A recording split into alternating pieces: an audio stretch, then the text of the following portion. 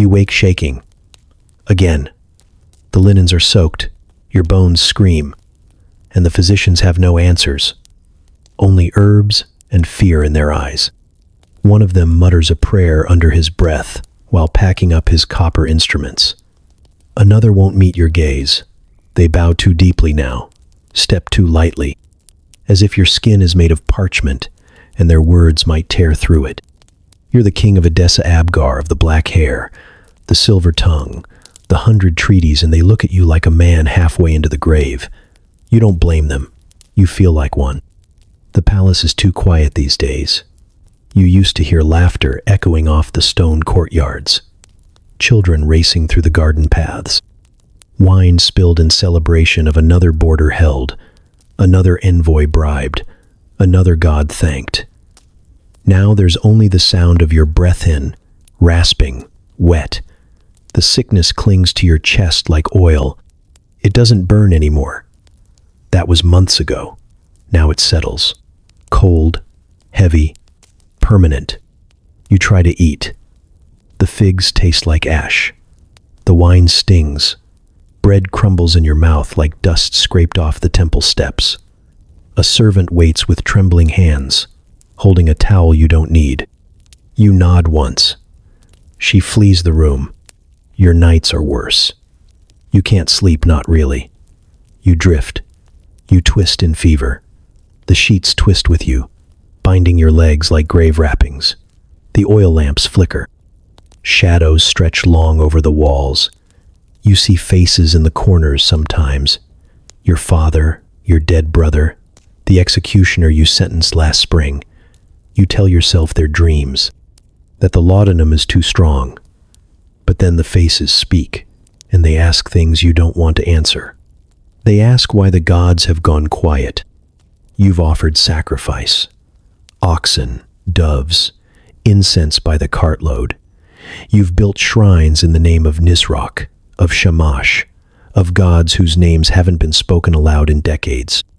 You bathe in holy oils, light candles at moonrise, whisper vows with bloodied lips, but there is no voice in the fire, no healing in the stone, no answer. You think of that priest from Antioch, the one who warned you. Your power will not keep death away. It will only make it more polite. You had him exiled. Now you wonder if he was right. A tremor shoots through your hand.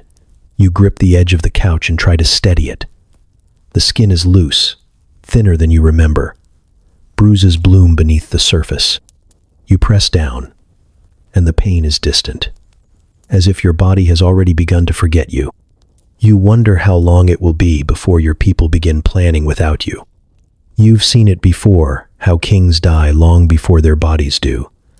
The messengers still come. The decrees are still signed, but the truth shifts in the shadows. Eyes drift toward other thrones. Generals whisper in corridors. Coins change hands under moonlight. You were once the most cunning man between the rivers. You navigated Roman politics like a fisherman threading reeds. You outlived 6 governors. But now your breath rattles like old parchment, and your dreams taste like rot. Still, something strange happened yesterday. A trader returned from the coast, half-starved and sunburned. He collapsed in your court and begged to speak. "There's a man in Judea," he said. He touches the sick. They rise. He speaks, and storms fall silent. They say he's the son of a god. You laughed once, sharp and bitter. Then you coughed until you tasted iron. The man wouldn't stop shaking. "He raised the dead," he whispered. "A man named Lazarus. 4 days in the tomb.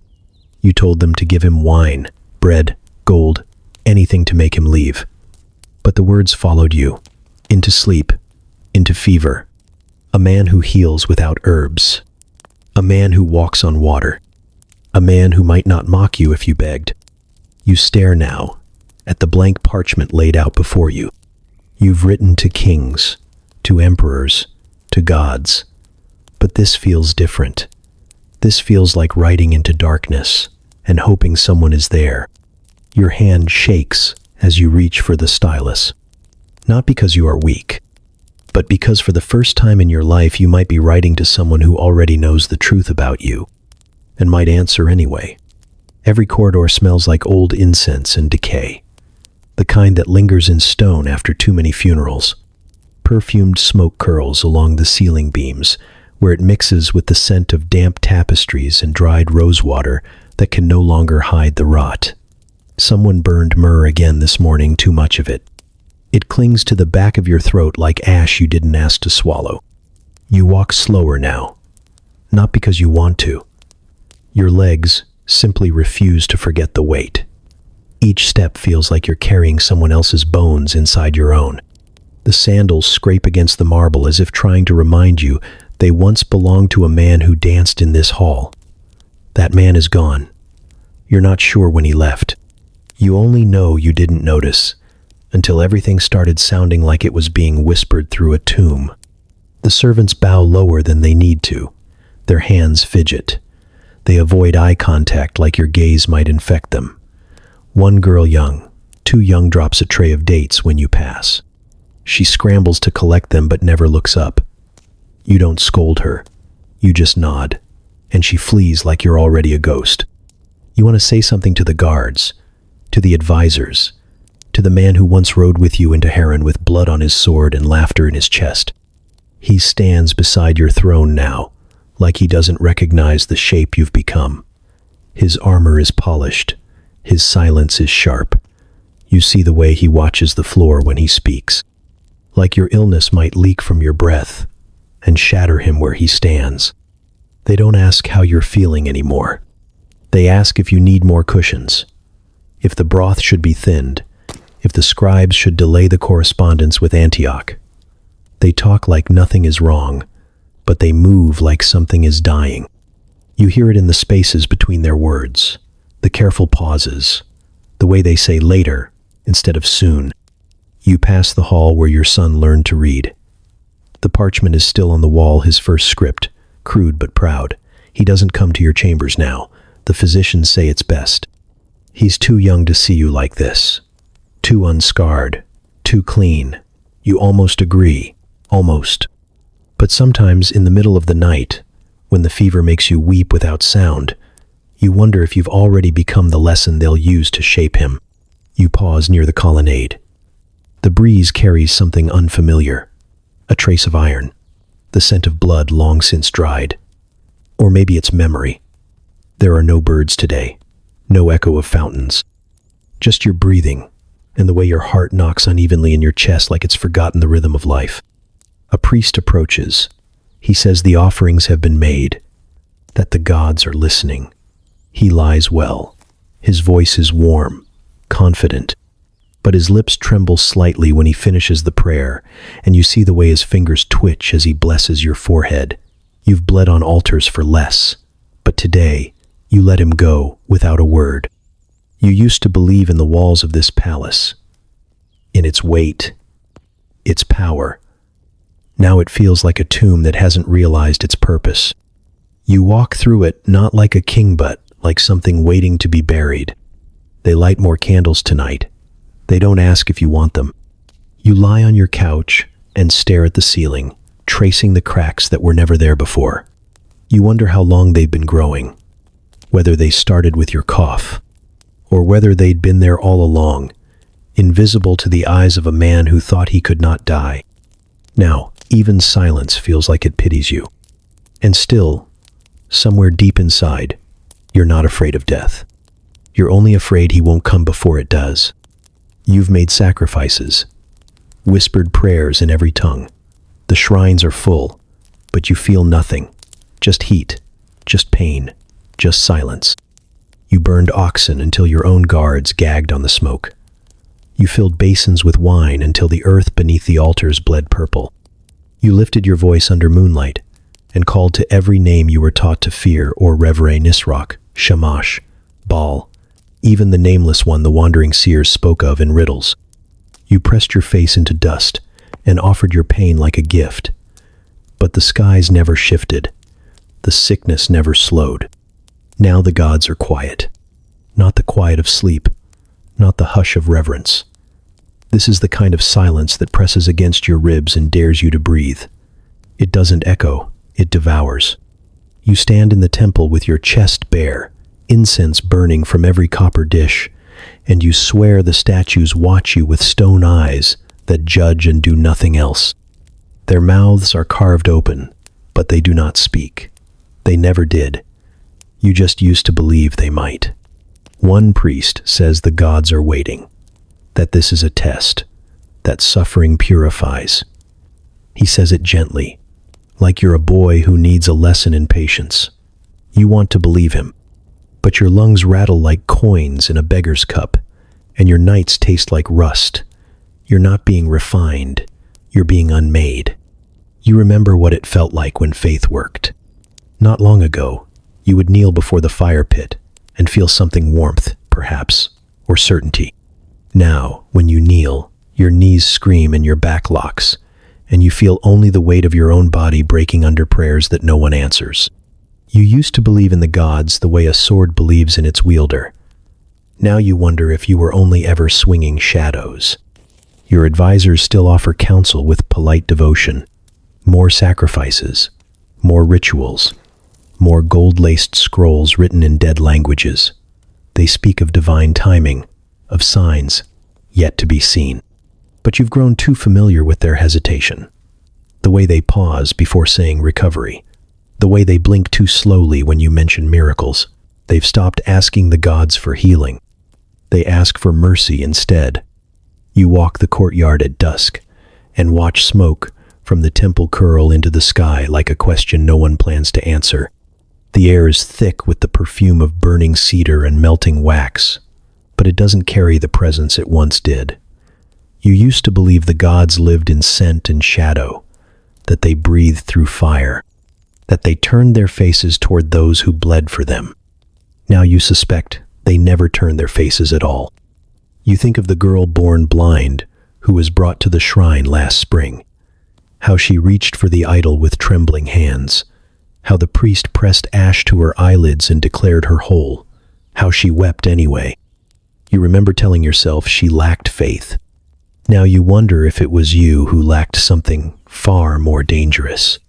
You don't stop praying. You just stop expecting anything to change. At night, you press your forehead to the cold floor of your chamber and whisper the names you've always whispered. But they taste wrong in your mouth now, hollow, as if you're reciting lines from a play you no longer believe in.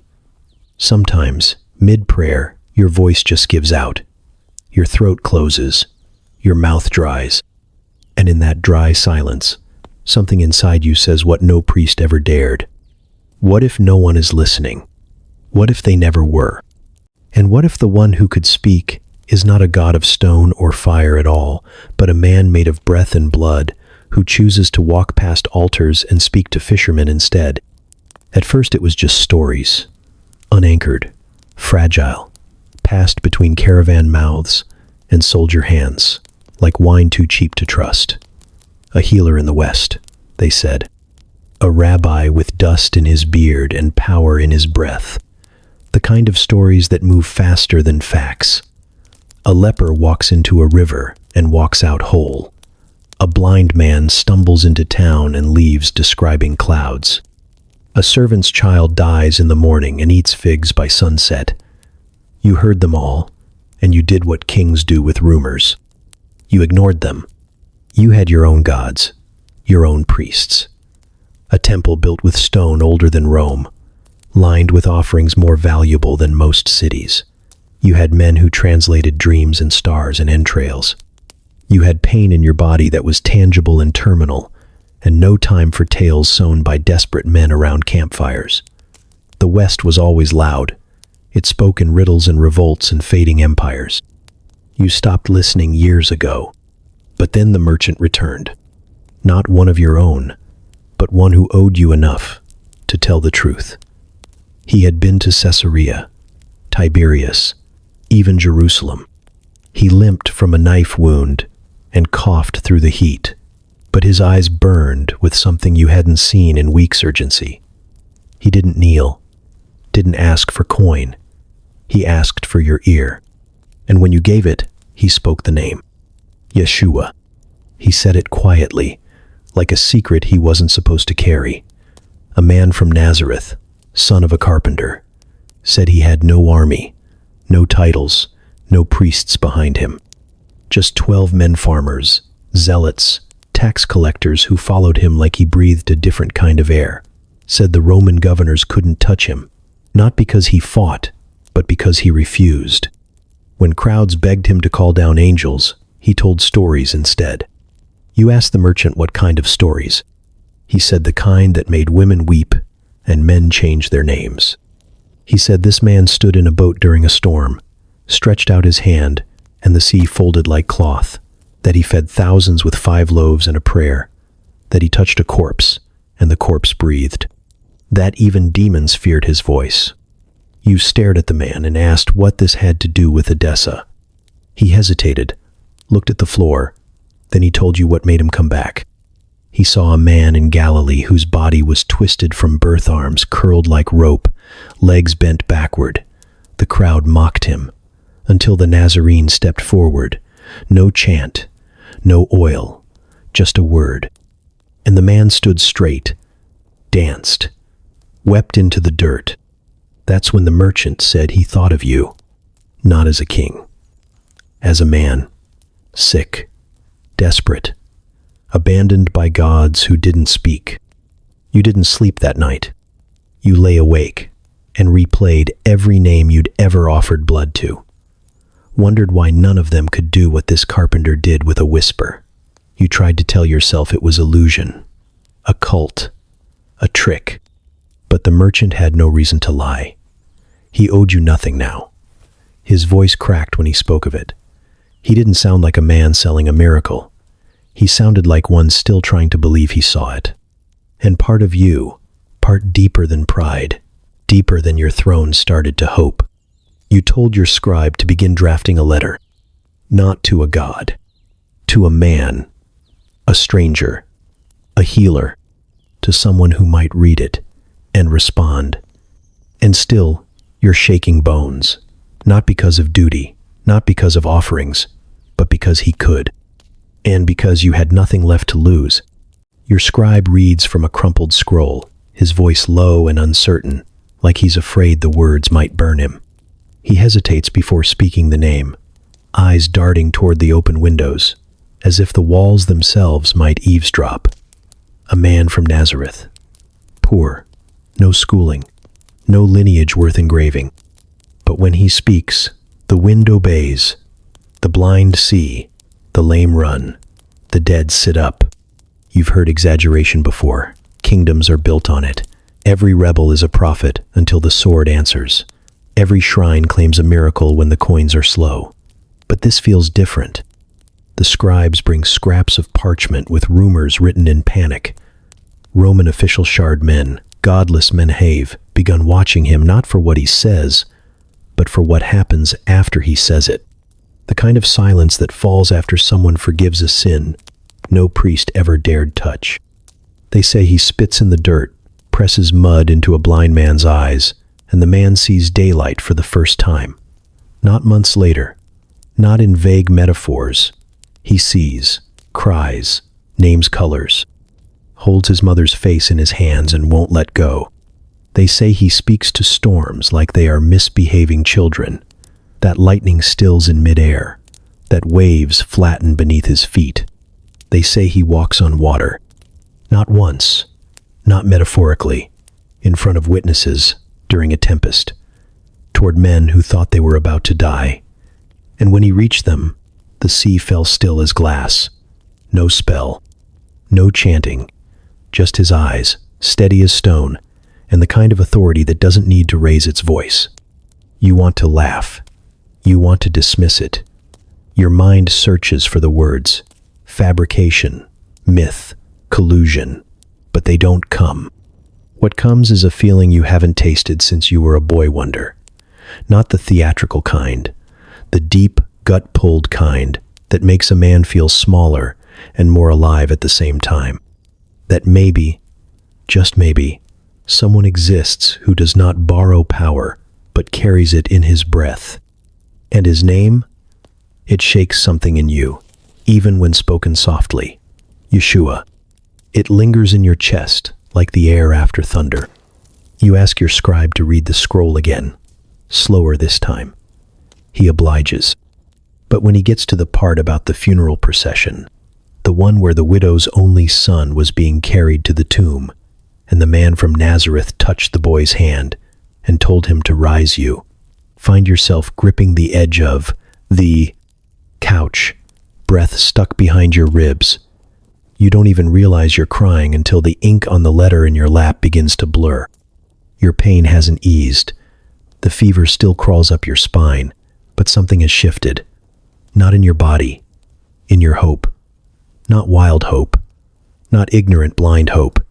This feels colder, heavier, the kind that forms after every other door has been sealed shut. You ask if he's taken money for any of this, if he's built temples, if he's named himself king. Your scribe shakes his head, says he sleeps wherever there's space, eats whatever is given, tells those he heals not to follow him, and they do anyway. You sit in the silence that follows and think about your gods, their altars, their silence, the gold you've melted in their honor, the skin you've burned in their name. And for the first time, you feel shame not because they haven't answered, but because you kept asking them long after you knew they wouldn't. He walks on water, they say, and suddenly you believe that if he walks into your city, the ground beneath your feet might forgive you for all the years you listened to the wrong voices.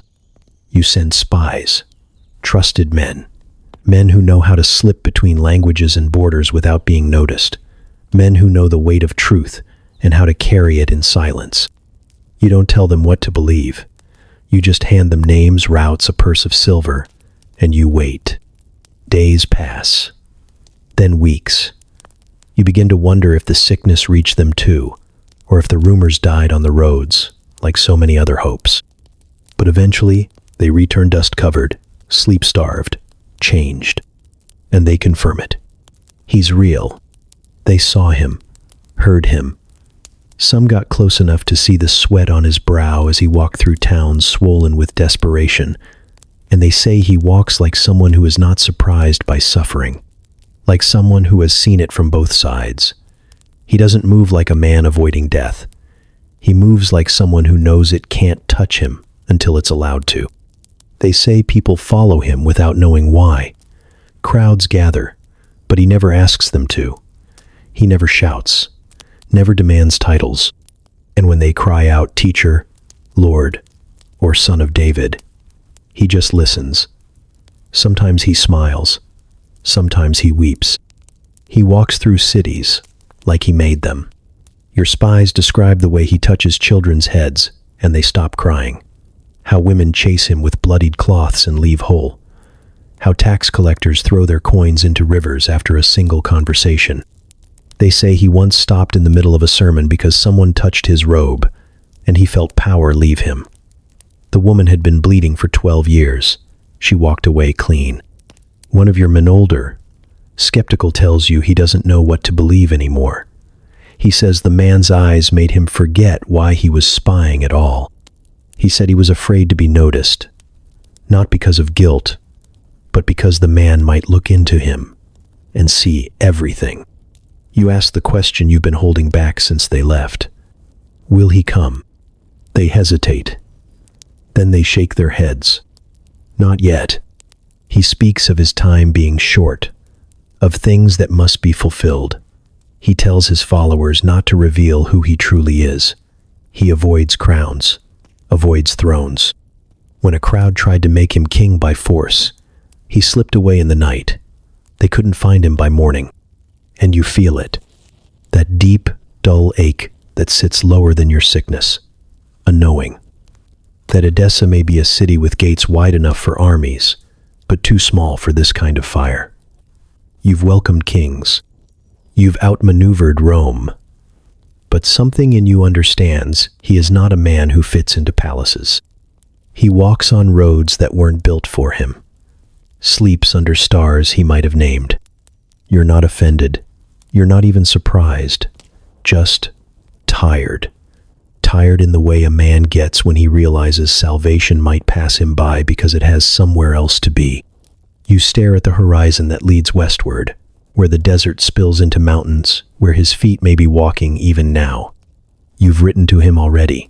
You had your scribe make it beautiful measured words, respectful tone, your seal pressed into warm wax. You offered refuge, safety, a city noble enough to shield him. You told him about your body, the pain, the slow fading. And somewhere, buried beneath the formal titles and diplomacy, you begged. Not for your throne, for your life. He hasn't answered. But somehow, you don't feel ignored. You feel seen, delayed, as if his silence carries weight, not absence. As if even his not coming has a purpose you're not ready to understand. Still, you watch the road, and you wait. Your hands shake. Not from age, not from fear, but from the slow betrayal of a body forgetting how to hold itself together. The joints burn, the muscles tremble. Even your voice, once sharp enough to silence a courtroom, now drags behind your breath like a torn robe in the dirt. You sit upright only because two servants keep you that way. You tell them to leave. They do, reluctantly, casting glances over their shoulders, like they expect the room to collapse once they shut the door. The scribe waits beside you, eyes lowered, wax tablet ready. He says nothing. He knows this is not a letter meant for politics. It's not a treaty or a warning or a veiled threat wrapped in gold leaf etiquette. This is something else. Something raw, unscripted, unworthy of kingship, but too urgent to filter. You pause, not because you're thinking, because the pain has crept up your spine again, tight as iron. You breathe in slowly, close your eyes, and then begin. To Yeshua of Nazareth. The name catches in your mouth, not because it is strange, but because it tastes like something you were never supposed to say aloud. You tell him you've heard of him. The healings, the hands that reach past law and touch the untouchable, the words that bend storms and raise the dead.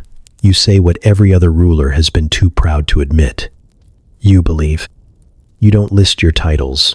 You don't call yourself son of any god. You don't name the battles you've won or the cities that bow to you. You simply say, I am sick and I cannot be made well.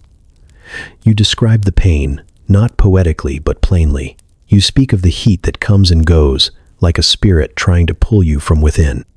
You say your legs have forgotten how to hold you, that sleep feels like drowning, and that your prayers have found only silence. Then you pause again. The scribe doesn't ask what's next. He waits. You ask him to write, I believe you come from God, or that you are him. Either way, I believe. You wonder if that line will be read and judged, if it will be passed around among disciples like a curiosity from the East, but you don't care. Dignity left your body days ago, when the fever spread to your fingers and even water burned your throat. You invite him to Edessa. You don't command. You don't demand. You invite. You tell him there is a place here for him, that the palace is small but safe, that he would be welcome not as a subject but as a guest, that the people would listen if he would only speak. You say the streets would part for him, that no priest would stop him, that no soldier would draw a sword. You say, come. And then, because your soul will not let you stop, you add something more. You tell him you're afraid, not of death. You've made peace with death. You've seen it in the eyes of men braver than you. But you are afraid of missing him, of being this close to the one who carries healing in his hands, and still slipping into the dark untouched. You say, if you can come, please come. If you cannot, send someone who can. You don't ask for proof. You ask for mercy. The scribe's hand stills. You look at him. His eyes are wet. You nod. He seals it. And as he walks out with your last hope folded in parchment and wax, you wonder if prayers sometimes look like letters. And if letters ever make it to heaven, you send your most trusted courier, the one who rode with you through the rain-bent passes of the north and bled beside you in the valleys south of Carré. He's seen kings fall, cities burn, sons die. And still, he kneels as if this mission is heavier than war. You can barely speak now, but when you place the letter in his hands, your voice finds shape. You tell him this message is not royal. It is not diplomatic. It is your breath, your heart, your plea carved into parchment. He rides. No escort, no banners, no trumpet to announce his arrival. Just a leather satchel pressed to his chest and a prayer not meant for any of your gods. He leaves before the sun breaks fully over the eastern ridge, when the wind still smells of ash and jasmine. You watch from the balcony as he vanishes into the haze, a figure swallowed by the wide and waiting world. And then he is gone. For days you lie in silence, but your mind follows him. You know the route through Osroen's edge, across the Euphrates, south toward Damascus, then west, deeper into lands bruised by occupation and stirred by whispers. You've sent men into danger before, but never into mystery. This is different. The path isn't guarded by soldiers or wolves. It's haunted by questions, by stories that twist in the mouths of those who tell them, by a man whose name cannot be held too tightly without something breaking. The courier will have to find him without a map, because the man you've written to does not stay still. One day he teaches in synagogues. The next, he's outside the walls, healing beggars and touching lepers with unflinching hands. He speaks of kingdoms without borders and laws that sound like mercy. He draws crowds without calling them and disappears before they can crown him. Your courier rides not toward a palace, but toward a moving storm wrapped in flesh. You wonder what the courier will say when he meets him, if he meets him. Will he kneel? Will he stammer? Will he feel the same thing the others have described, that peculiar sensation of being seen too deeply, too easily, like standing unclothed in sunlight? And will he be believed? You've written your name in the letter, your illness, your city. You've laid out everything: your fear, your invitation, your belief. But paper cannot carry desperation the way a man's eyes can. You hope your messenger has enough of your hope left in him to speak what the ink could not. You think about the dust, how it must rise behind him as he rides, how it clings to his throat, his lashes, his memory. How many times he must stop and ask, only to be met with shrugs, scoffs, or vague directions. How many men might try to deceive him, exploit him, rob him. You sent him alone. Because something about this can't be surrounded by armor. You wake each morning and look toward the same horizon, but it doesn't answer you. The sky just keeps on being sky, indifferent, distant. And in that silence, the doubt returns. What if he never finds the man? What if the stories were wrong? What if you sent your soul westward and it dissolves into nothing? But still, you hope, because hope is all you have left, and because somewhere beyond the desert and the trade routes, past the border posts and the trembling crowds, there walks a man who speaks to storms, and you've sent someone to interrupt his silence. You count stars, you count weeks, you count the sores spreading down your leg. You count the times your servants enter with pity in their eyes and leave with prayers beneath their breath. You count the number of dreams you've had where you were already dead, only to wake and realize you were still here, still dying. The nights don't end anymore. They just fade from dark into darker. Even the sunrise feels more like a courtesy than a promise.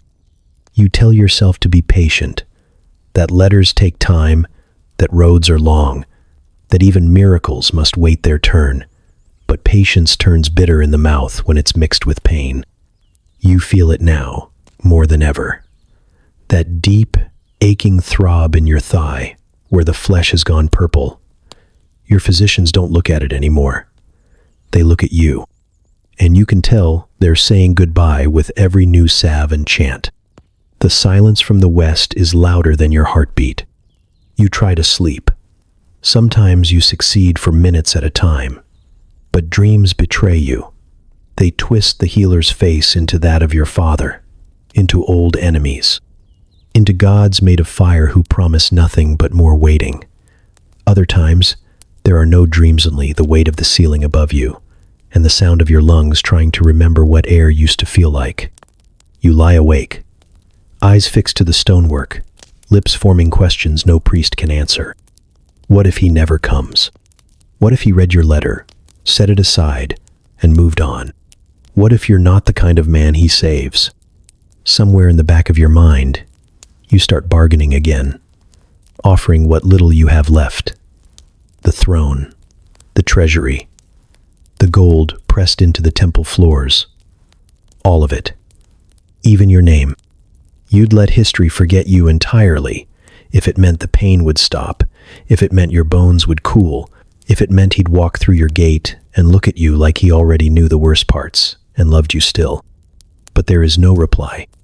Not from the healer, not from the courier, not from the heavens. So you count again. The number of nights since the letter was sent. The number of times you've heard the same footsteps outside your door, slow and soft like morning already begun. The number of times your son has peeked through the curtain and whispered that you looked better, even though you both know it's a lie meant for comfort, not correction. You try to speak once, just to feel something, but your voice cracks before your mouth can form the words. You don't cry. You can't. Not because you're brave, because your body has forgotten how to weep. You remember what it was like to ride, to stand on cliffs and look down on rivers that bent to no one. You remember fires burning in camps where your soldiers told stories. You remember laughter. You remember feeling strong enough to shape your own fate. Now even the wind feels stronger than you. You think about the courier, about his horse, his pace, his thirst, about the scroll pressed against his chest. You picture him arriving in a town where no one believes him. You picture him being turned away, shouted down, left behind. You picture him never finding the man at all. But then, without reason, something inside you holds on.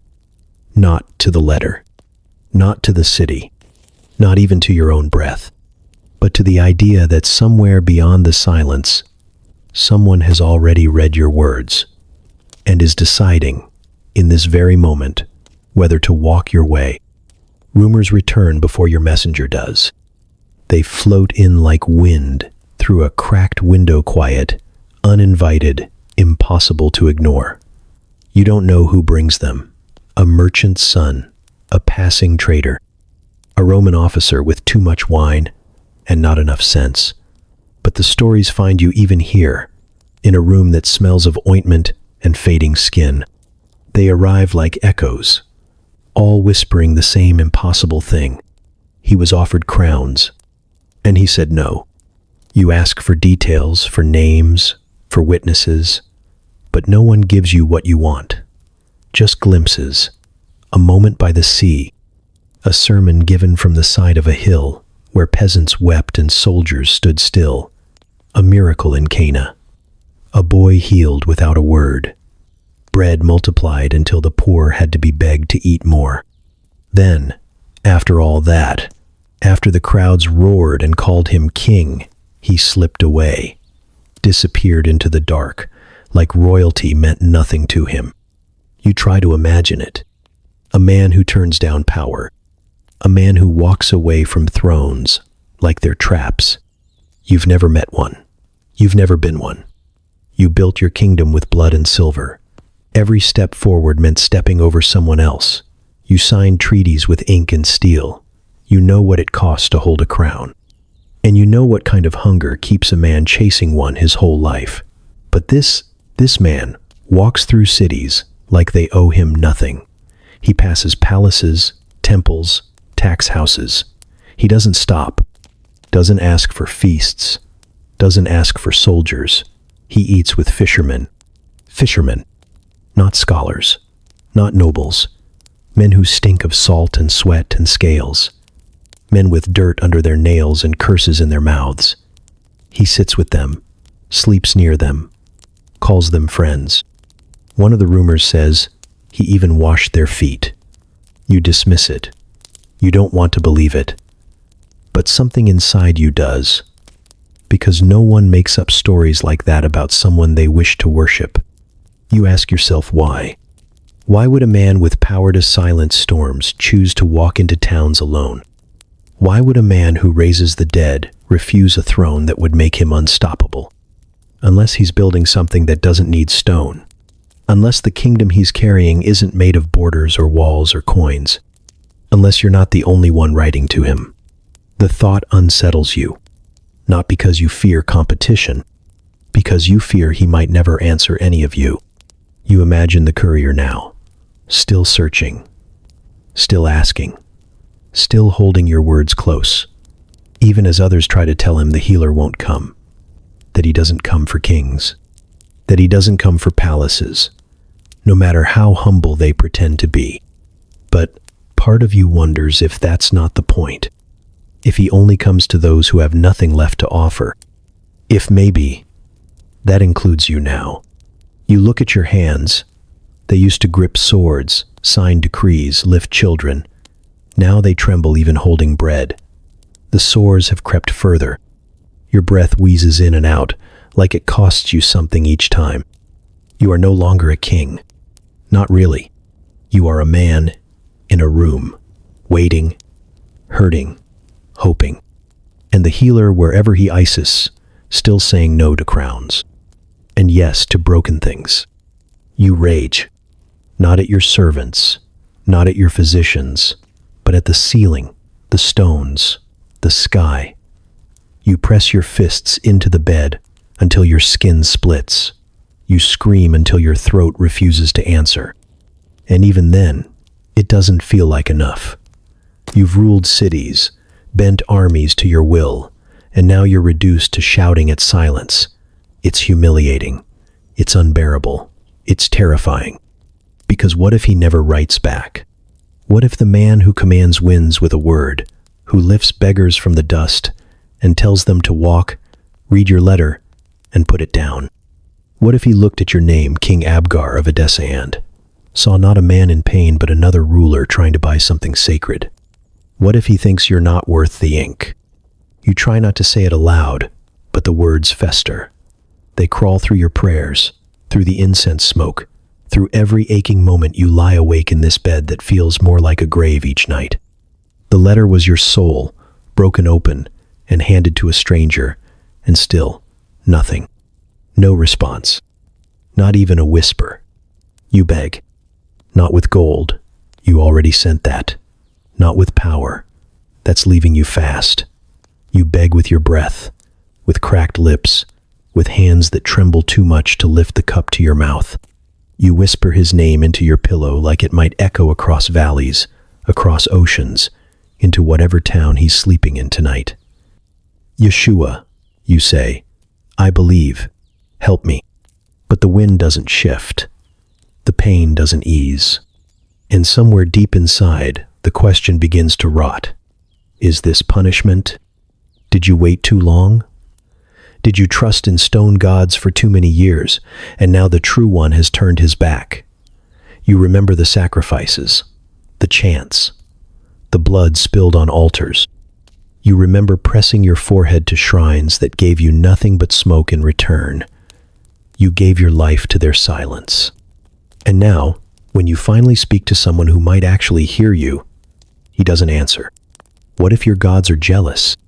What if the fever is their revenge?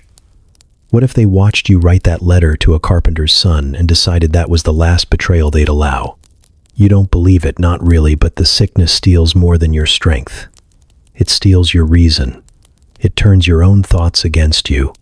You begin to wonder if faith, once misplaced, ruins a man's chances forever. What if he saw your letter and laughed? You want to believe he wouldn't. That everything you've heard is true, that he's kind, that he weeps with the grieving, that he doesn't despise the desperate. But you're no fisherman. You're not a widow, a child, a man blind from birth. You're a king, a compromised one, a sick one, but still, a man who wore robes while others starved. What if he sees that? What if he lets you die to prove a point? You can't bear the thought, so you rage again. You throw the basin across the room and it shatters against the stone like a reply you'll never get. The servants don't come running anymore. They've learned to let you burn. But later, in the quiet, after the pain creeps back into your limbs like slow fire, you think something softer. What if he hasn't written back? Yet. What if silence isn't a rejection? What if it's timing? What if right now he's reading your letter beneath an olive tree, eyes heavy with grief for a world too broken to fix quickly? What if he's already sent someone, and they're on their way to you, step by step, mile by mile, not to punish, but to prove you were worth the ink all along? Your dreams begin to change. They no longer feel like fever. They feel like memory, like something ancient trying to rise to the surface. You sleep shallow, wrapped in pain, but when the darkness comes, it doesn't carry death anymore. It carries images, not your past, not your palace, not the faces of those you've loved and lost. No, these dreams come from somewhere else. You see faces you've never met, brown skin, sun-marked, eyes full of storms, children clutching baskets of bread with more inside than could ever fit, old women with cracked hands cupping water that glows, a man dancing on two legs that shouldn't work. You recognize none of them. And yet each time you see them, something in you aches like you were supposed to have been there when it happened. Then come the places. Deserts you've never walked. Caves where the air hums with silence so thick it has a shape. Hills where thousands gather, their heads bowed, waiting for something. A small boat rocked by windless waves. A market stall in a city you cannot name, where two men argue over the price of a lamb, and then stop, mid-sentence, as if hearing something from far away. And always, the figure, just out of reach, never closer than the length of a thrown stone. Sometimes you see him walking along the shore, sand sticking to his feet like it remembers who he is. Sometimes he sits beneath a tree, head bowed, as if praying for a world that refuses to listen. Other times he stands still in the middle of a crowd, and no one seems to notice him except you. He never speaks, but you feel spoken to. The dreams don't bring comfort, not in the way wine or sleep once did, but they bring something else, a kind of pulling, like a tide beneath your ribs, slow and deep, urging you forward even though you haven't moved in days. You wake each time with your skin damp and your chest tight, the name pressed behind your teeth. Yeshua. You don't tell your physicians. You don't tell the scribes. You barely tell yourself. Because part of you fears it's the fever. That your mind, starving for meaning, is building myths out of your own desperation. But part of you wonders if it's not your mind that's reaching out, but his. If you're not imagining these things. If you're being shown them. And you can't shake the feeling that the figure excellent, distant, watching knows you. Not just your title, not just your suffering, but the parts of you you've never said aloud. The small boy who saw his brother die and wondered why the gods stayed silent. The young man who chose power over peace. The king who built walls around his heart and called it strength. You feel it every time he appears in the dream. He sees it all, and still doesn't turn away. Some nights you try to call out to him, but the words won't come. Your voice breaks in the dream just as it does in waking, and he doesn't move toward you. He never does, but he also never leaves. He just waits, and you wake each time with your hands stretched out in the dark, reaching for someone who already knows you're searching. Maybe he's not answering with letters. Maybe he's answering with dreams. Finally, you hear the hoofbeats before you believe them. Distant, irregular, desperate. Like a man who forgot how to ride and remembered only the need to arrive. The guards shout. The gates groan. And then your chamber door swings open without warning something they haven't dared to do in weeks. You try to sit up, but your body protests with a violence that reminds you who you are now. So you wait, breathing in shallow gasps, listening, hoping. He steps inside, the messenger you sent, the one you chose because he didn't fear storms or liars or kings. But now he looks smaller, sunburned, hunched from the weight of the road. His eyes are swollen with dust. His beard is matted. His cloak is torn in two places, once at the shoulder, once across the belly, as if he met more than one blade along the way. But he is alive, and more than that, he carries something, wrapped in linen, sealed with wax. He doesn't speak at first, just kneels, low, lower than he ever did before. One hand still clutching the bundle, the other planted on the floor like it's the only thing keeping him from collapsing. You try to ask. Your lips move, but your voice cracks into a rasp and vanishes into the heat. He looks up anyway, and the look in his eyes says more than words could. He found him. The Galilean, Yeshua. Your hand trembles as you reach. The messenger rises, slowly, reverently, and places the bundle beside you as if it might break the moment it touches the blanket. The linen is stiff from sweat and sand, but the wax is intact. Pressed deep into the fold is a mark you don't recognize, a kind of script, not from Edessa, not Roman, not even Greek. You think it might be Hebrew. You touch it like it might vanish. Then your scribe appears, silent as a ghost, summoned without being called. He takes the bundle and unwraps it with trembling fingers, eyes wide, reverent. Inside, between the folds, lies a scroll, a letter, your name written on the outside in a careful, slanted hand. Your scribe reads aloud, "Blessed are you who has believed in me without having seen me." The room fades, the pain fades, you barely breathe. For it is written concerning me that those who have seen me will not believe in me, and that those who have not seen me will believe and be saved. You don't understand all the words, but something in your chest breaks open. As to what you wrote to me, to come to you, it is necessary for me to fulfill all things here for which I have been sent, and after fulfilling them to be taken up to him who sent me. The scribe's voice falters for a moment, clears his throat.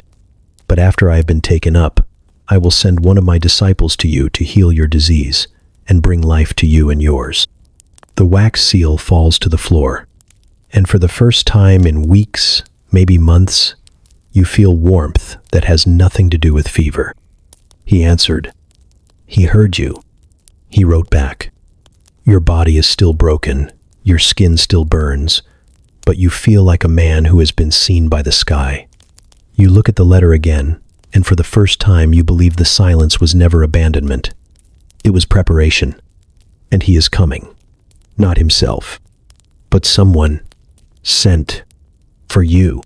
You break the seal. Your fingers fail at first, stiff from pain and silence, and too many nights gripping the edge of your bed like it might save you. The wax cracks under pressure, snapping with a sound too loud for such a small thing. The parchment unfolds slowly. The fibers are coarse. The ink is faint, but deliberate. No flourishes. No decoration. Just the weight of words written by someone who doesn't need to prove himself. You read, not with your mouth. Your lips barely move. The words are not meant for the air. You read with your soul, and they reach places in you that no priest ever touched. Not the places of fear or guilt, but the places deeper than both. The places you buried as a boy when the gods stopped answering.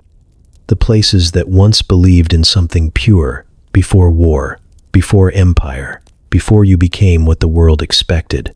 Blessed are you who has believed in me without having seen me. Your breath catches. You have been called many things, king, lord, patient, fading, but never blessed. Not like this. You stare at the script, unsure how a stranger could know the exact weight of your waiting. The loneliness, the fever dreams, the nights where the only sound was your own heartbeat, stuttering like a clock running out. You think of the incense burned for gods who only inhaled, of letters that went unanswered, of silence mistaken for rejection. For it is written concerning me that those who have seen me will not believe, and those who have not seen me will believe and be saved. You feel something crack, not in your chest, in your memory. You see the child you once were, kneeling at your mother's bedside as she died, whispering prayers that never reached the ceiling. You see your coronation, the way they chanted your name like it meant anything eternal. You see yourself lighting a torch for idols carved in stone, hoping that if you honored enough of them, one might finally look your way. None of them ever wrote you a letter. But as to what you wrote to me, to come to you is necessary for me to fulfill all things here for which I have been sent, and after fulfilling them, to be taken up to him who sent me. You close your eyes, and for a second, the pain lifts. Not because your body is healed, because your heart is no longer alone. But after I have been taken up, I will send one of my disciples to you, to heal your disease and bring life to you and yours. And that is when it happens. Your shoulders shake, your hands fall open, and for the first time in years, you cry. Not the bitter kind, not the angry kind that rages at silence. These tears are soft, holy. They rise from the place in you that never stopped hoping, even when it should have. You weep like a man who finally realizes he has been seen the whole time, not just in his pain, but in his belief. You weren't ignored, you were known. The letter sits in your lap, trembling with your breath. The words don't shimmer, they don't glow, but they are alive. They reached you, from the carpenter's hands to yours. And suddenly, you no longer fear dying, because something greater is already living inside you. You read it again, and again. The words blur, not from the ink, but from your eyes. They weren't meant to be read once. They weren't meant to be heard like a command or recited like a poem. They were meant to be consumed slowly, swallowed, held inside. They're still warm, somehow, still breathing. Every time your eyes touch the parchment, something deeper in you shifts. Blessed are you who have believed in me without having seen me. You say it under your breath like a secret, like a name that only works when spoken soft. He saw you, from Judea, from a dusty road hundreds of miles away, through crowds of sick and dying, through soldiers and spies, through betrayal and blood, through temples and trials. He saw you, not just your illness, not your title. He saw your belief, the kind that had no proof, no miracle, no voice in the night or oil on your brow, just a desperate whisper in the dark. He called you blessed, and that word does something to you. It feels impossible, unfitting, sacred. You don't feel blessed. You feel ruined, hollowed out, a shell of a king who once ruled men and now can't lift a cup.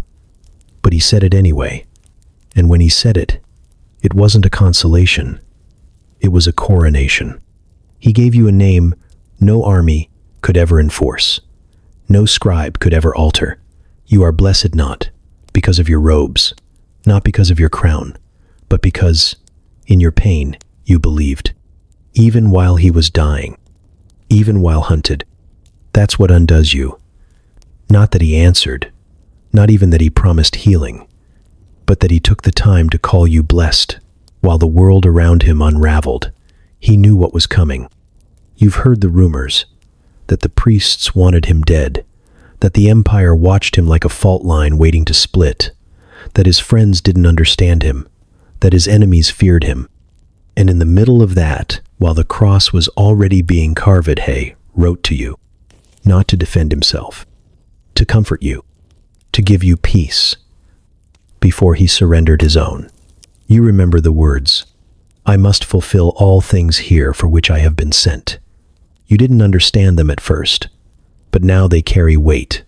They hum with grief and glory. He wasn't avoiding you. He was finishing something, completing a work that stretched back before Rome, before Edessa, before time even had a name. And still, he found space for your name. You pressed the letter to your chest, the parchment crackling like dry leaves. You don't care. You'd press it deeper if you could. Let it burn through skin and bone and fever, all the way down to the place where hope once lived quietly, unnoticed.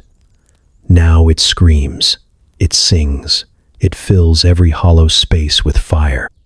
You are not forgotten. You are not overlooked. You are not too far, too late, too sick. You are blessed, not because he came, because you believed he could. And that, somehow, was enough for him. His words are gentle, but firm. You read them slowly this time, like each line might slip through your fingers if you're not careful. The script is steady, unhurried. There is no bitterness in it, no apology either, just purpose, as if every word knows exactly where it belongs and why it has come. I cannot come. You stare at that sentence longer than the rest. It cuts deeper than you expected, not because it's harsh it isn't, not because it's finale it might not be, but because it's honest. And somehow, that hurts more than silence ever did. I must fulfill all things here for which I have been sent. He will not come to Odessa. Not now. Not to your gates. Not to your chamber. Not to stand beside your bed and place his hands on your open wounds. You won't see him pass through your streets or hear your people cry his name like rain after drought. You won't feel his shadow fall across your chest like morning light. The thought makes you feel foolish. You were the king. You offered him safety, refuge, a throne even, if he'd wanted it. You sent your best courier, your best words. You bled your soul into parchment and asked for a miracle. And he said no, but not like a man rejecting a favor, like a man keeping a promise. You read it again. It is necessary. Necessary. Not optional, not inconvenient. Necessary. He must die first. That line doesn't make sense to your scribes. They read it with furrowed brows and whisper questions in corners. But you feel the truth in it, even if you don't understand it. There's something beneath those words that pulses with weight. He's not avoiding you. He's not indifferent. He's walking towards something. Something terrible. Something holy. You set the letter aside, and for the first time you realize he's not running from suffering. He's running into it. And that changes everything. You feel it now, not rejection, but understanding. He could have ignored you entirely, could have let your words get lost in the road dust between here and Judea, but he didn't.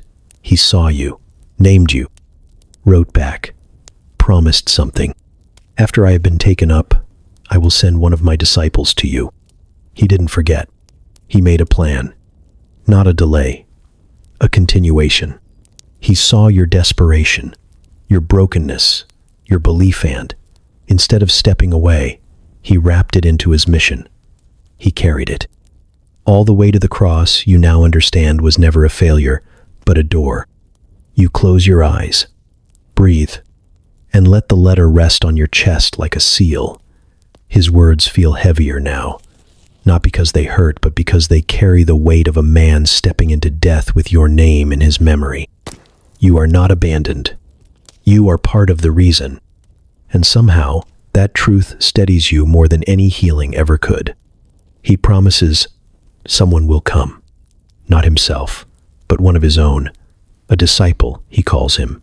Sent like a sealed vessel, carrying more than words, more than medicine. Someone who will come to heal you. And more than that, to bring life.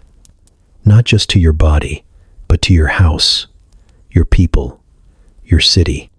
You read it again and again, waiting for the confusion to fade. The words don't make sense. He's hundreds of miles away. And if what you've heard is true, he walks with danger at his heels. The priests hate him. The empire watches. His friends can barely keep pace. And yet, in the middle of all of it, he writes as if his story doesn't end here. as if death is something he steps through, not something that stops him. And on the other side of Thaith still has time for you. I will send one after me. There's no timeline, no map, no name, just a promise. But it settles into your chest like something heavier than hope. It roots itself in the place where your grief used to sit. It lingers in your bloodstream, even more than the sickness does. You keep turning it over in your mind, trying to make it fit into the world you know. Kings don't send messengers to strangers. Gods don't send healers to foreigners. And no one sends anything to a man already dying. But this one did. And somehow, it feels true. You watch the light shift across the stone floor of your chamber. The day moves forward. People come and go. They offer medicine, water, prayers. You nod politely, but you're not listening. Not to them. You're listening for footsteps that haven't arrived yet, for the sound of sandals across the courtyard, for a voice you've never heard but will somehow recognize when it speaks your name. You don't know what this disciple will look like. You imagine a man like your courier dust, covered, tired, but burning with something that can't be doused. Or maybe a boy, too young to carry so much power but doing it anyway because love won't let him stay behind. You wonder if he'll come quietly, without trumpets or announcements.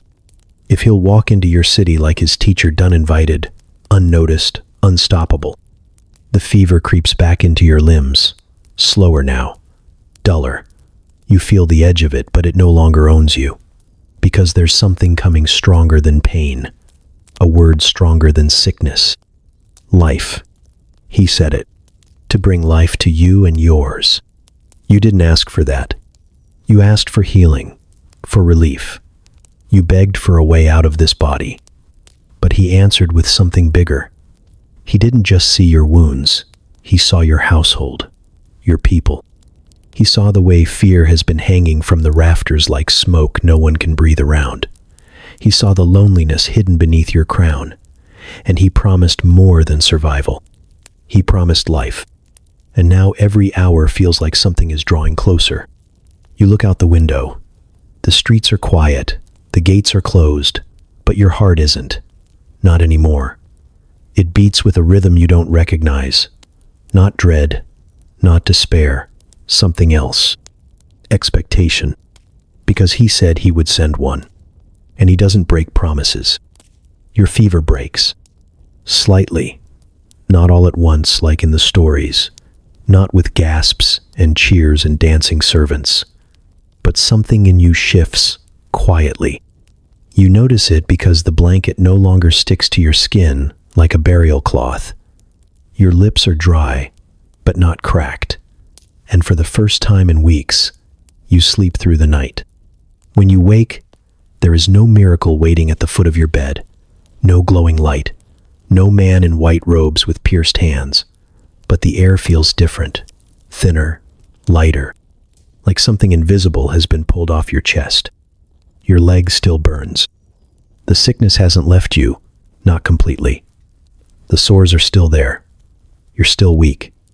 You can't lift yourself from the mattress without help, but for the first time, you're not afraid of dying.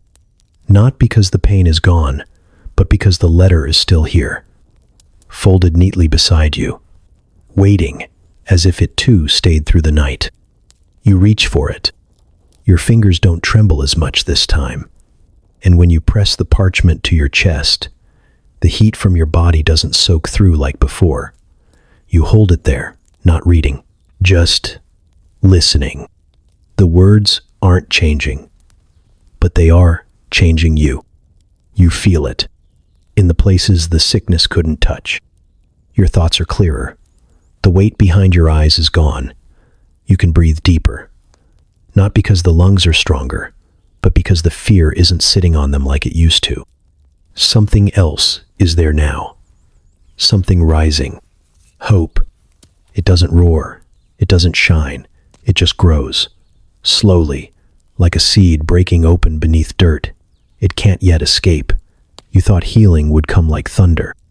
Instead, it comes like morning. Slow. Soft. Sure. The letter speaks to the sickness, but not like your physicians do. It doesn't argue with it, doesn't fight it with powders or chants or blades. It simply reminds your body that it is not the final word. You remember the line, "I will send one to you to bring life." You used to think life meant walking again, eating without pain, sitting on the throne, holding a cup without spilling it. Now you see it might mean something else, something underneath the body, deeper than sinew and skin. Life that doesn't leave just because breath does. Life that stays. Even when kings fall, you close your eyes and picture him again, the carpenter, the man who walks on water and refuses crowns, the one who bled for beggars and held the hands of lepers. You see him scribbling that letter, steady, knowing you'd hold it one day with fingers blistered by death. You wonder if he smiled when he wrote your name. You wonder if he wept. There's still pain. There's still fire in your bones. But now it has company. Peace. Not the kind that comes from treaties or silence or full bellies. The kind that comes from being seen, known, loved. You lie back. The sky outside your window is turning red, morning again. Another one you weren't promised. Another one you now receive like a gift.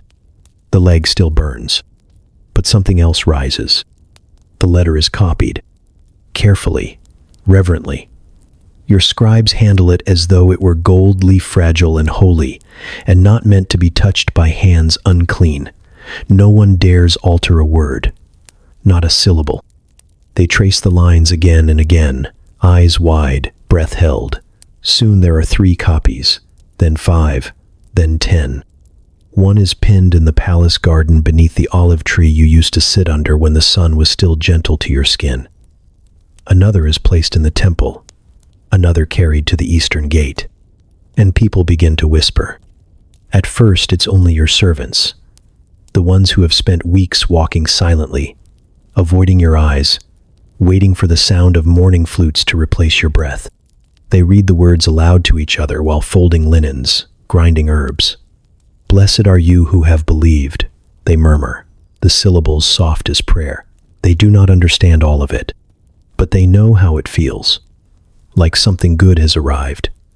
Like heaven bent down to touch your window. Then the whispers move beyond the walls. A merchant hears from a stable boy and begs to see the parchment. A widow kneels near the gate asking to hear the words. The guardson's hardened men who scoffed at superstition now stand still as statues, listening to the letter being read as if it contains the cure for their own shadows.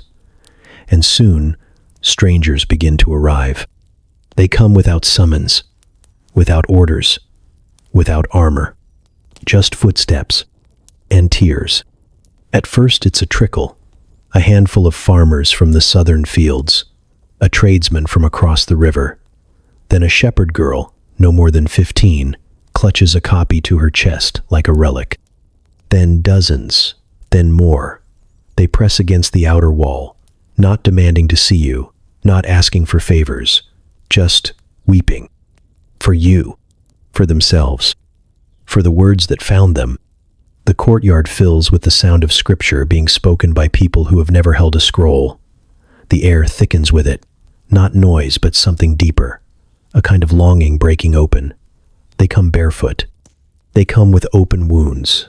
They come with questions in their eyes and hope stitched into their silence. The priests don't know what to do. They mutter about boundaries, about protocol, about the dangers of feeding hysteria. But they don't stop it, because they too have read the letter. They too have traced their fingers over the line. I will send one after me to bring life to you and yours. And some of them have family lying on straw pallets waiting for death, so they stay quiet. Even the guards stop turning people away. Some kneel with the crowds. Some press their foreheads to the cool stone of the outer gate. One of them, the youngest, sits beside a blind man and reads the letter aloud to him 3 times, voice cracking on the same word each time. Blessed. It spreads like fire, but not the kind that destroys, the kind that draws. You lie in your chamber and listen.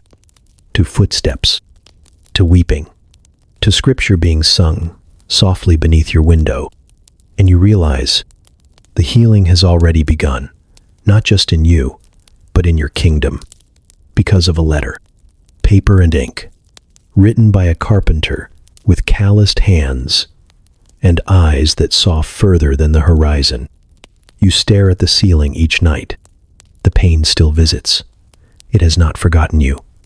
It creeps back with the dusk, settles into your limbs like cold oil, fills the hollows of your bones where strength used to live. Some nights you bite your tongue to keep from groaning. Other nights you let the tears come, slow and silent, tracing the same path down your cheeks, disappearing into your pillow. But something is different now. The pain no longer owns you. It moves through you like an old rival, unwelcome but known. It is no longer a god, no longer a voice louder than your own. It is a shadow. And like all shadows, it cannot exist without light, because someone is coming, because he said so. You hold the letter to your chest each night like a relic, though you know it's just parchment and ink. Still, it breathes. It breathes when your own lungs feel tight. It speaks when your mouth is dry. Sometimes you don't read it again. You don't need to. The words are already burned behind your eyes. Not every line, just the ones that mattered, just the ones that changed everything. I will send one to you. Each night you repeat it like a vow, not to convince yourself, to prepare yourself. You've stopped asking how. You don't wonder anymore what road he'll take, or what sandals he'll wear, or how far behind he is. The dust doesn't worry you. The silence doesn't frighten you. Because the promise was never made to your ears. It was made to your spirit, and your spirit believes. Even now, especially now, your scribes don't understand. They see your skin still sallow, your hands still trembling, the sores on your legs still weeping, and they ask quietly, respectfully if maybe you misunderstood, if perhaps the letter was symbolic, if faith alone is meant to be your comfort. You smile, because you remember thinking like that once, when gods were ideas, when miracles were metaphors, when belief was something polite and small, practiced at ceremonies and abandoned by supper. But not anymore. Not after the dreams. Not after the letter. Not after the warmth that settled over you like a voice without a sound. They don't see what you see now. The invisible footprints, the shifting of air in the corridors, the way your bones ache, not from dying but from something waking, from something drawing near. You keep your chamber open now. No guards, no torches, just stillness and the scent of olive oil and parchment, and you wait, not with panic, with peace. Each night is another step closer. Each sunrise is a whisper across your chest. He is coming. Not because you earned it, not because you summoned him, because he said so. And that is enough. You no longer demand signs. You no longer measure your hope by your pain. You've already been called blessed. The miracle hasn't come, but the faith has. And for the first time in your life, you understand which one comes first. One morning, he arrives. No trumpets, no horses, no scrolls of introduction or tribute from distant cities, just footsteps on stone, light, unhurried, the way a man walks when he knows exactly where he's going. The guards part before him without being told. The servants fall silent. Someone drops a jug in the hall, and it shatters, but no one bends to pick it up. Their eyes are fixed forward, on him, a man named Thaddeus. You hear the name before you see him, whispered like a wind through the cracks in your chamber wall. Thaddeus, a disciple, one of his, sent, just as the letter promised. You try to sit up, but your body won't obey. Your breath shortens, not from fever, but from something heavier. Expectation. He steps into the doorway, and your pain screams. It's not quiet or gradual. It's a roar, a rush of agony so deep and sudden your vision swims, and your hand claws at the blanket like it might tear the sickness from your skin. Your leg burns. Your chest tightens. The breath in your lungs turns to fire. You want to cry out but can't. Your mouth opens but no sound follows. Only heat. He hasn't touched you. He hasn't said a word. He just stands there, looking at you. And in his eyes, fire. Not rage, not cruelty, but something ancient, something holy, like a furnace that's never gone cold. You meet his gaze, and everything in you wants to turn away, not from fear, from recognition. That fire knows you. It sees all of it. The doubt, the pride, the nights you cursed God in your thoughts, the moments you begged for death just to make the waiting end. He walks forward. Your vision blurs at the edges. The pain crescendos until you think your bones might break apart. And still he says nothing. He kneels beside the bed, his hand hovering just above your leg. His presence presses on the room like thunder. The air bends. Even the walls feel like they're listening. Finally, he speaks. Only one word. Peace. And your body collapses into stillness. Not numbness. Not absence. Stillness. As if the fever itself bowed. As if your blood heard something your ears could not. The fire in your limbs quiets. The trembling stops. The sores don't close. Not yet. But they no longer burn. Your throat loosens. You breathe. Deep. Full. Alive. He doesn't touch you. He doesn't need to. Because something else did. You look at him again. And this time, you don't see just a man. You see the message. The promise. The proof that the letter wasn't just paper and ink. That the Galilean wasn't just a story. That hope wasn't just an illusion for kings who'd run out of armies. He stays with you until the sun slips behind the wall. No words, just presence. And when he finally stands to leave, he looks at you one more time. This time, the fire in his eyes is softer. Like coals, not blaze. Like something that came to warm, not destroy. He nods. And you know, you are no longer waiting. He touches your chest. Not with force, not with ceremony. Just his palm, resting lightly over your heart like it already knows the rhythm beneath. His skin is weathered, calloused in the center, smooth at the edge. Hands that have worked, carried, served. He doesn't look at your sores. He doesn't study your wounds. He keeps his eyes closed and breathes like a man who is listening to something deeper than sound. And then he prays. Softly. Not in your language. Not in Greek, or Aramaic, or Latin. The words fall from his lips, like water on stone ancient, unforced, utterly unafraid. You don't understand the syllables, but you know what they mean. Not because of the sound, because of the silence that follows. It is not warmth that comes, not magic, not a glow or fire or trembling. It is cleaning.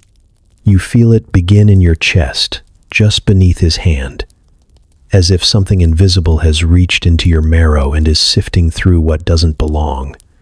You gasp, not from pain, from release. It moves downward slow, deliberate, through your ribs, your spine, your stomach, your legs. You feel it push against the sickness like a tide, not with violence but certainty. And the fever retreats, not in a rush, but like a shadow leaving the edge of morning. Your throat tightens. You want to speak but can't, because something is happening that no words deserve. You feel your heart beat once, then again steady for the first time in days. You feel the sweat dry on your skin, not from fever breaking, but from something deeper rising. You look around the room, and it smells like new air, like the first breath after rain, like a garden in spring. You inhale, and it doesn't burn. The weight that sat on your chest is gone. Not lifted, gone, as if it was never truly yours to carry.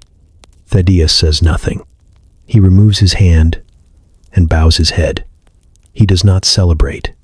He does not raise his voice. He simply whispers a few final words, barely audible, and then stands. You move your fingers, then your wrist. Your leg no longer screams. Your spine no longer aches. You shift in the bed and feel bones that do not grind, muscles that no longer cramp, skin that feels whole. You sit up. Your attendants gasp. Someone drops a basin. You ignore them, because the only thing you can see is the man who knelt beside you and pulled death from your body without lifting a blade. And you realize this wasn't a performance. It wasn't a display. It was a gift, freely given. You try to thank him. Your mouth stumbles over the words, but he shakes his head before you finish, as if to say, "It was never from me." And suddenly you understand. The letter, the promise. The one who sent him didn't just know your name. He knew your need. You swing your legs over the edge of the bed. Stand, slowly, carefully, but you do not fall. The stone floor is cold beneath your feet, but your chest feels like fire, not fever, life. At first, the ground sways, not violently, just enough to remind you that it's real, that you've been lying down for far too long. Muscles that once melted into the mattress now hum with confusion. You grip the edge of the bed and push not with desperation, but with resolve. Your legs tremble, but they do not fail. You hold yourself upright. The stone beneath your feet is cold, steady, familiar, yet reborn. You breathe once, twice. Air moves in your lungs like it hasn't in weeks. Deep, full, alive. There's a weight in your limbs, but it's not sickness, it's strength. Unpracticed, yes, but present. Your servants gasp. One drops a clay cup. Another stumbles backward into the doorway. A third simply covers her mouth and stares. You hear someone whisper a prayer without realizing it's your name being spoken. Not in mourning, in awe. And then your wife weeps. Not the polite tears of a queen, not the rehearsed grief of someone who's buried 100 noblemen. These tears are wild, broken, pure. She rushes forward before the guards can stop her, and you catch her in your arms with more steadiness than you expected. Her hands press against your face as if she's making sure you're not smoke. Her forehead rests against your chest like it used to, before the sickness, before the silence, before the dread crept in and stole all your nights. You whisper, "He kept his word." It's all you can say, because anything more would shatter you. And for now, you want to stand, fully, without falling apart. The words echo through the chamber like scripture. He kept his word, not just the disciple, not just Thaddeus, the one who sent him, the carpenter, the rabbi, the man from Nazareth whose name you once heard, whispered by merchants, and now carry in your blood like fire. You step forward. No cane, no arms supporting you, just your body reclaimed. The leg that once blistered with infection now bends with grace. The joints no longer scream, the skin no longer burns. You move like a man reborn not into youth, but into purpose. You reach the threshold. The sun waits just beyond it, bold and gentle. You let it hit your face. The light doesn't blind you like before. It welcomes you, as if even the sky knew you were coming back, as if it's been waiting. Behind you, the chamber begins to stir. Footsteps, voices, tears. Someone runs to ring the bells. Another sprints to the garden to tell the others. You hear your name shouted through the corridor, bouncing against stone and disbelief. But you don't turn back, because forward is where the promise led. You take another step, then another. The world doesn't shift. You do. And somewhere deep inside, past the healed flesh and fading fever, past the memories of nights where you begged for death, something new takes root. Gratitude, not for a second chance, for a kept promise. For the God who said, "I see you," and meant it. For the man who said, "I will send one," and did. For the faith you clung to when there was no evidence. Only a letter, only a name. You kept your word. So did he. And now so will you. You commission his words to be carved into stone.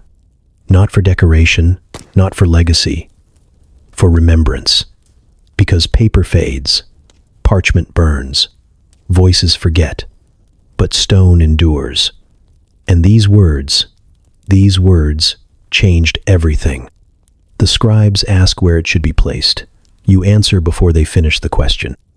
In the square, where merchants trade and children run and the smell of bread wraps around the pillars like incense, where people once gossiped about your illness in hushed tones and turned their faces away when they passed the palace.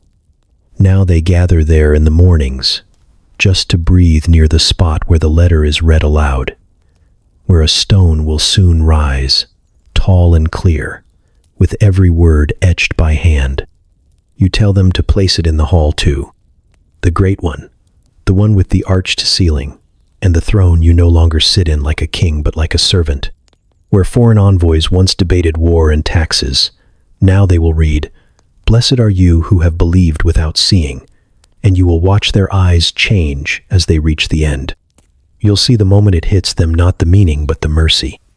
You commission one more, the smallest of the three, not for the city, not for the crowds, for your chamber, the place where the fever made its home, where the prayers turned to silence, where the letter first arrived. You choose a slab of deep black marble, veins of gold running through it like rivers. The mason is careful, tender even, as if he knows this stone carries more than words it carries the moment the sky bent low and touched a dying man. You watch him chisel the first line, "Blessed are you." He pauses, looks up, asks if you'd like the full letter. You nod, because every sentence matters. Every phrase carries the breath of the one who sent it. You stand beside him longer than you mean to. Hours pass. Dust gathers. Light shifts across the floor in long fingers. You don't speak. You just listen. The sound of chisel against stone. Slow. Rhythmic. Like a heartbeat. People come. They kneel near the base of the stone in the square. Children trace the letters with their fingers. Old men who once scoffed now sit quietly, heads bowed. A woman sings the words aloud with her eyes closed and her arms around her sleeping son. "Blessed are you who have believed without seeing." You say it to yourself as you walk the halls. You whisper it under your breath when you wake in the night and the air feels too heavy to bear. You trace it with your thumb when no one is watching. Not superstition, not ritual, just truth. Because he didn't just write a letter. He wrote his name on your soul. And now, you will write his words into the bones of the city. So no one forgets. Not what happened. Not who healed. Not who kept his word. Blessed are you. The marble says it. The walls echo it. Your heart believes it. And every breath you take now is a reply. Thaddeus heals others. Not all, but enough. Enough to make the streets whisper. Enough to make the elders watch with narrowed eyes and hearts they can't quite harden. Enough to make the children run barefoot behind him, giggling at the strange man who doesn't flinch when they touch his robe. He doesn't wave his hands, he doesn't chant, he just walks and listens. And when he kneels beside the sick, it's not ceremony, it's companionship. Sometimes he prays. Sometimes he weeps. Sometimes he simply rests his hand on their chest or brow and says nothing at all.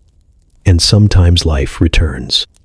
A girl with a crooked spine stands straight in the market. A boy who hasn't spoken since birth whispers, "Amen." A man who'd lost his sight in a mining accident stumbles into the square weeping, because he can see again but only light, only shadows. Still, he falls to his knees and thanks the God he cannot yet see. Not all are healed. Some remain bent, some remain quiet, some die. But even they are different. They pass with peace now, with eyes that have seen something greater than their pain, with mouths that whisper one name and not Thaddeus, his, the one who sent him, the one who saw them from afar and called them blessed. And the city begins to shift. At first, it's subtle. Bread is shared before it's counted. Traders give without haggling. The guards loosen their hands from their hilts, and then more. Priests who once controlled the temple like a fortress now sit quietly in the back row, listening. Sometimes they weep, sometimes they don't. But they no longer interrupt. The temples fall quiet, not abandoned, reverent, as if they too are waiting for something new to fill the space. Incense still burns, but slower. People enter with bare feet, not because they were told to, because they feel they should. The old gods carved in stone seem smaller now, less loud, less hungry, and the river feels cleaner. No one touches it, no miracle spoken over it, but you notice the way it moves differently now, less sluggish, less silt-choked. Birds return to its banks. Fishermen haul in nets they once abandoned. The water tastes clearer. It may be in your mind, but if so, it's the kind of imagining that heals things anyway. You walk through the city in the evenings. No more palanquin, no more guards flanking your sides. Just you, a cane you barely need, and the people. They stop you now not with petitions, but with gratitude. Some place their hands over their hearts. Others fall to one knee. You lift them each time. No one kneels before you anymore. They kneel before what healed you. The fire is spreading. Not like war. Not like plague. Like dawn. Slow. Gentle. Unstoppable. It moves from heart to heart, carried not by sermons but by mercy. No one commands it. No one can contain it. Thaddeus doesn't claim it. He just walks and prays and listens. And still, the fire grows. You see him in your sleep. Not with your eyes. Not in the way dreams paint pictures or visions make demands. He doesn't speak. He doesn't move. But you know he's there. Not as a shadow. Not as an image. Just presence. Steady and quiet, like breath in the dark. At first, you think it's memory. Your mind replaying the stories you've heard, the lines you've read, the voice you've imagined. But then the air changes. It thickens not with fear, but with fullness. You feel it in your ribs, in the place behind your chest where silence used to live. You're not imagining. You're being visited. He doesn't come clothed in light. He doesn't hover. He simply is. Near. And the strange part is, it doesn't feel strange. It feels familiar, as if he's always been close. As if every night you spent gasping from fever, every moment you begged the sky for a word, he was already there, waiting, watching, weeping, maybe. And now you can feel him. You don't wake in a jolt. You don't sit upright in awe. You just remain still, afraid that moving will push him away. But he doesn't leave. He lingers, as if he too has waited for this moment. The ache in your bones is gone. The heaviness that lived in your chest for months has vanished. You are whole now. But more than that, there is someone with you. Not like Thaddeus. Not like the couriers or scribes or the crowds who gather in the garden. This is different. More intimate. More real. The letter comes back to you, line by line, not on parchment. In your marrow, you feel the words moving like wind beneath your skin. Blessed are you. It's not something you remember reading. It's something you now carry, not just in your mind, in your being. It's still being written. Inside you. That's how it feels. Like you are the parchment now. Like the ink of his words didn't dry. It's soaked, deep, permanent. You wonder if this is what the prophets felt. Not just called but claimed. Not just chosen but known. You never asked for that. You only asked not to die. But now, Now you live in something far bigger. He stays near until the light begins to push at the edge of your sleep. You don't see his face. You don't hear his voice. But you know you will never be the same. You know he will return. Maybe not in dream. Maybe not in flesh. But he will. Because he always does. Because he keeps his word, even in silence, even in sleep. When you finally wake, the room smells like morning. Your skin is cool, your pulse calm. The letter still rests beside your bed, but you don't reach for it. You don't need to. It's already inside you. This time, you are the one who writes. Not from desperation, not with trembling hands and a fevered brow, but with breath in your lungs and strength in your spine. You sit upright alone, quill in hand. No scribes, no advisors. Just ink, parchment, and the memory of a miracle still echoing through your bones. You write to Rome first, because they count everything. Battles, births, taxes, blood. They need records, names, seals. You give them all of it. The date, the title, the sickness, the recovery. But then you pause, and something deeper flows out. You write, not as a king, but as a man who was dying and then wasn't. As someone who reached beyond the borders of his gods and found an answer. You write of him, not in riddles, not in flattery.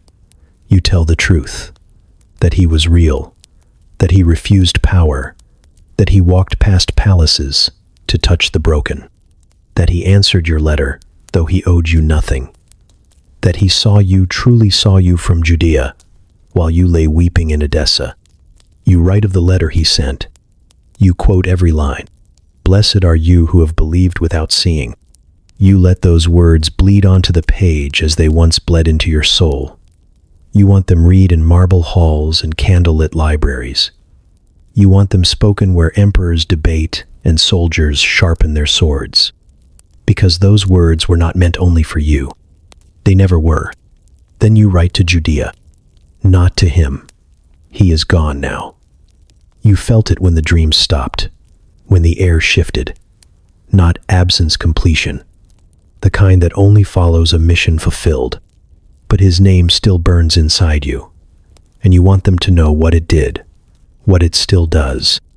You write to the ones who walked with him, the fishermen, the women, the zealots and doubters and tax collectors turned apostles. You write to find Thaddeus again, to tell him the fire he brought didn't fade. It caught, and the city changed, and you changed, and now, so would the world. You write to anyone who will listen.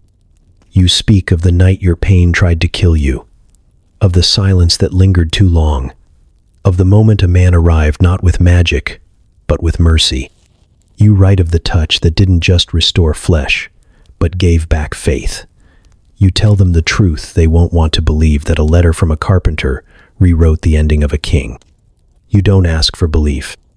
You don't demand reverence. You just testify. Because you've seen too much now to keep it inside. You've stood up. You've walked again. But more than that, you were seen, chosen, named blessed before the miracle arrived. And that changed everything. You seal each scroll. Wax, firm and red. Not the seal of a monarch, but of a witness. You hand them off one by one to couriers, eyes wide with wonder. They ride out in every direction. Sand kicks behind them. The wind carries their hoofbeats like thunder. You watch from the steps of the palace, a place that once felt like a tomb and now breathes with new life. You smile, because now the world will know. You were not saved by power. You were not healed by force. You were changed by a letter from the man who saw you and wrote back. He thinks the world is made of gold. He sees it in the scrolls you read to him, in the coins polished to shine beneath torchlight. He hears it in the footsteps of couriers and the rustle of robes at court. He watches as treaties are sealed with wax, armies paraded for ceremony, priests bowed to like gods. He believes that kingdoms are built with weight and will, that thrones last because stone does. He is wrong. You wait until the fire has burned low, until the palace hall is quiet, and only the two of you remain. He sits at your feet, legs crossed, eyes wide. He asks how you lived, not how you ruled. How you lived. How you came back from a death the physicians had already whispered over. You do not start with medicine. You do not speak of bloodlines or borders. You tell him about a letter, one you sent with shaking breath, one written in pain, not power, one that should have vanished in the dust between Edessa and Judea, lost among the caravans and the silence of God. But it wasn't. It was seen, it was read, and it was answered. He frowns, because he has been taught that kings do not beg. He has been taught that gods do not write back. You take his hand and tell him this world is not made of gold. It's not made of treaties. It's made of mercy.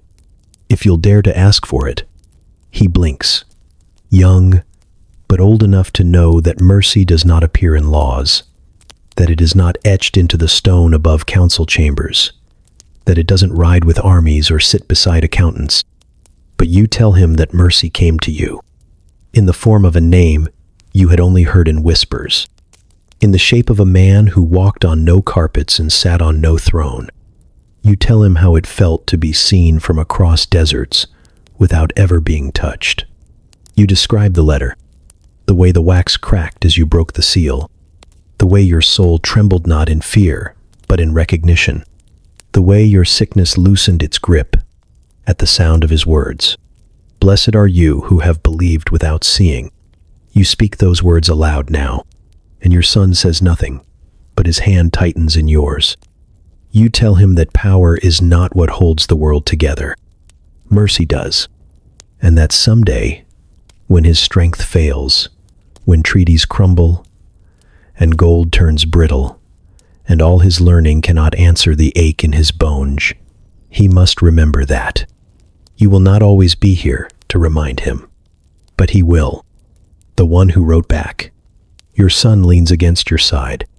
He asks if he can read the letter again in the morning. You say yes, but tell him it will not only be written on stone, it will be written in him, if he'll dare to ask, and dare to believe. You die years later, not in agony, not in fear, not with blood on your lips or fire in your lungs, just old, weathered like the marble beneath your feet. Your bones ache from age, not disease. Your hands have held children, scrolls, bread, and time. And when your last breath comes, it does not fight. It folds into you like the last note of a song. The palace does not mourn with trumpet blasts. It falls quiet. The servants light lamps, not torches. The gates are left open. People come on foot, slowly, reverently. No one screams. No one chants. The people of Edessa already knew this day would come. You prepared them for it with every healed step, every whispered prayer, every retelling of the letter that saved you.